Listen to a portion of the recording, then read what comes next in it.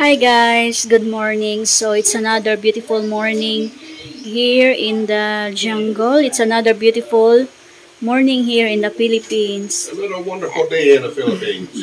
Yeah, another wonderful day here in the Philippines.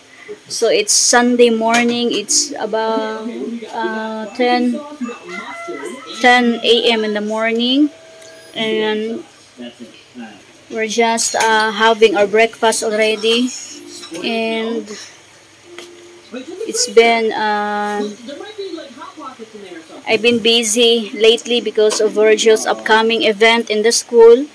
We have his Prince and Princess coronation this coming Thursday, and their Christmas party in their classroom is this coming Wednesday. So we have a sad news also in our family. My relative got some motorcycle accident, and suddenly he died because of the impact of his head. He's been have bleeding, and it's really sad because we are close to that person, to my relative, and also my husband is close to him. And it's really sad. It's really bad news for us because it's December, supposedly, and needs to be like happy, and it's really sad it happens. And also his kids is they are very small. He have some two teenager and two small one, 6-year-old and I think 1-year-old.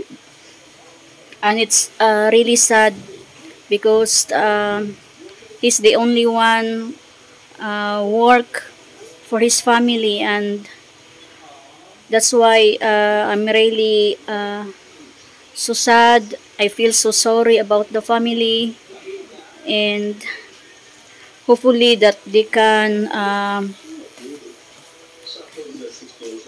will accept by what happened to their father and her husband.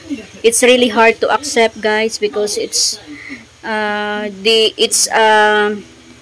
shocking. What happened is they don't expect it happens that day. It happens December 8th. It's there near in the cemetery of Bagawinis. So we're just I'm just praying for the family that I hope they can accept what happened, and hopefully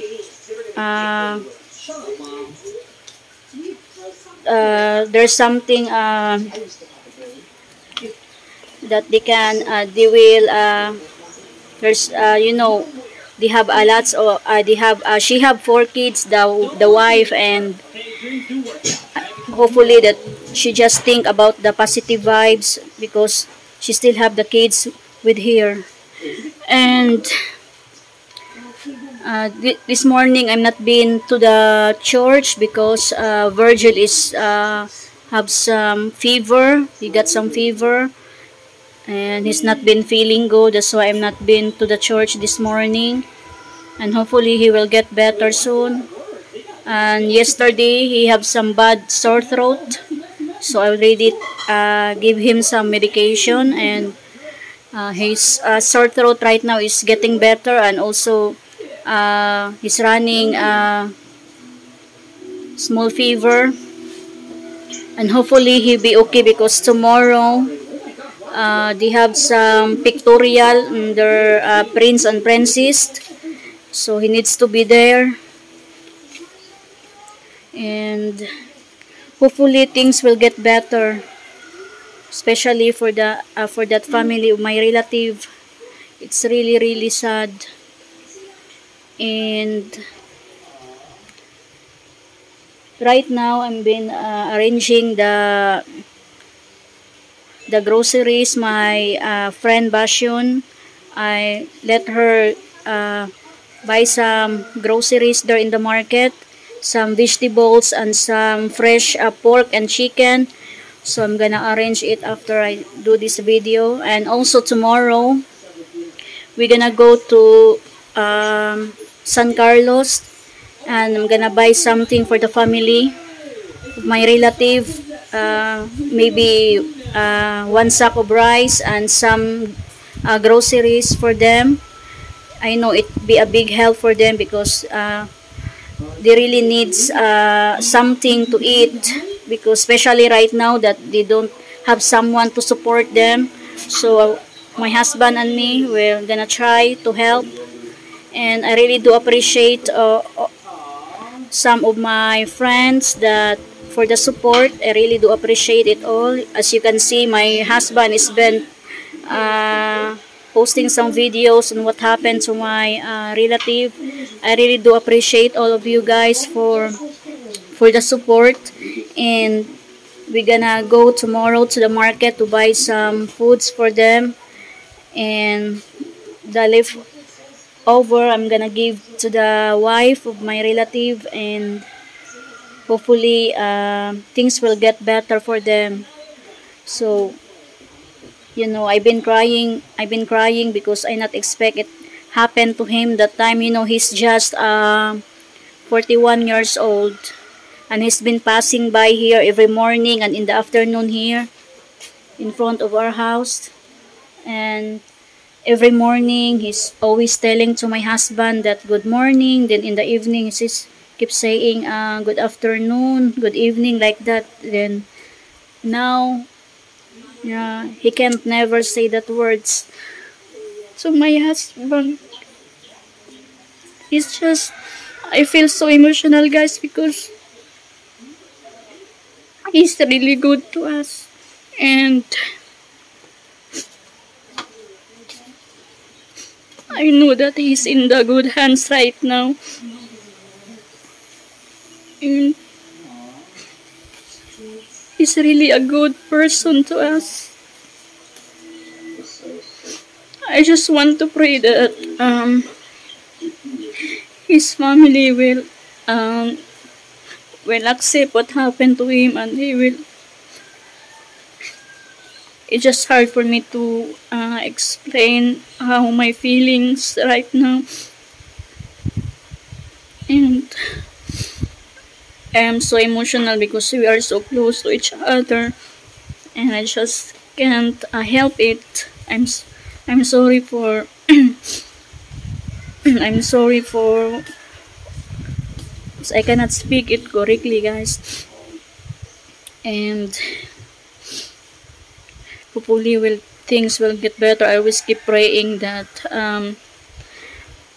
things will get better for them and they will accept what happened. And you know, all of us are temporary only in this world, but some of them take it so soon, especially his kids is still small, and his youngest son, he's 6 years old. He's been crying all the time, and he keeps saying that I don't have a father right now. We don't have someone that buy us some foods. How we gonna survive that? I don't have father to feed us, to give us some money to buy some foods. It really breaks my heart, you know, hearing that words. So hopefully, you know, it's his daughter will have trauma because his daughter is riding at his back, and thankfully that his daughter just having some small bruises on her body. So thankfully that she's okay. She not get hurt really badly. So guys, I'm gonna do some more videos on what we're gonna do for the rest of these days, and I really do appreciate all of you for all the support and watching my videos. Thank you so much, guys, for the nice comments, and hope things will get better here and for the family of my relative. So thank you so much, guys, for all the support, and I'll see you again on my next video. I'm just want to do more videos later, so stay tuned, guys. Look at this. We have visitors. We have an unexpected visitor. There's a Luday. Come inside. Okay lang gate, guys, na electric. Init kay Day. Di mo hindi tamo layo, Day. Okay Ha? ra. Di naman layo agad. Gani. Naana daw. Habala to houses here, huh? I thought it's It's another sunny day for us. Welcome to the jungle. So we have an unexpected visitor, my friend Flor. She's a vlogger also. No, nagdala pa yun na siya, oy. Ako anday.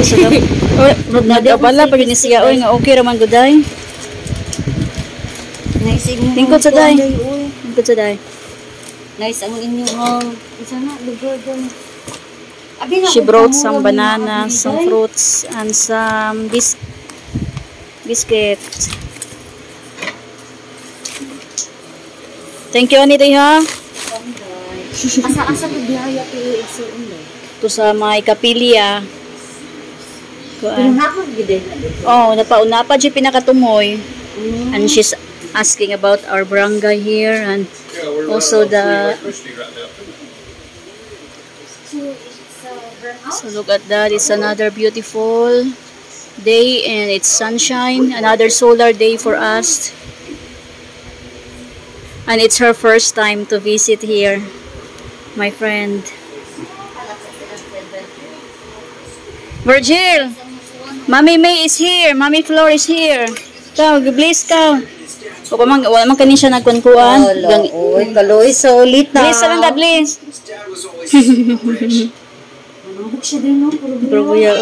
Virgil is here just relaxing. And we have... Kaluli man din yung unitaong gamay. Oy! Sulod sa mong payag, day. I'm just cooking rice. Hey, kadaghan. Ay, Uy, battery mo na. Let's show you our battery. Our solar battery. Mga battery, day. sa solar day. Oh, Jill, eat na siya? Gonna eat lunch. Init kay mo diri. Yung mga tanong basis real Judy. So we are here on the way to my grandma's place.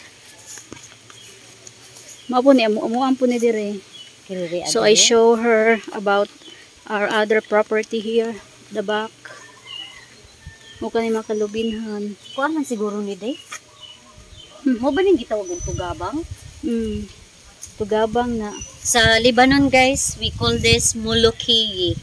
Yeah, this one we can put this Lami na siya sa here. chicken day. Mo day na siya. Utanon man na mo. So we are here at the back and she gonna visit my grandma's. Balay lula. Asa is mama da? Hey! Oh! Okay lang!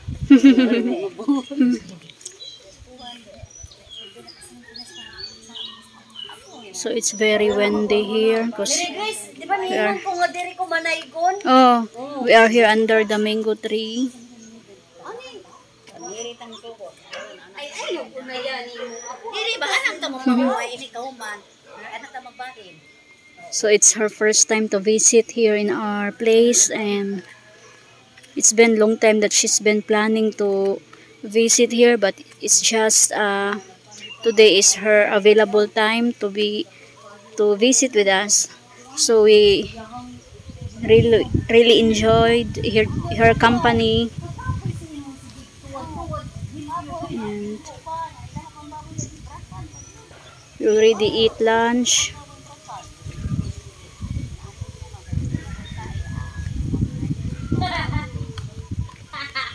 So we're eating banana right now. We have this salty fish. Banana. Let's eat banana with salty fish. Kaon. Mga gwapa kayo nagluto, guys. Mga untag saging. Saging guys. Hanggang hubag-hubag.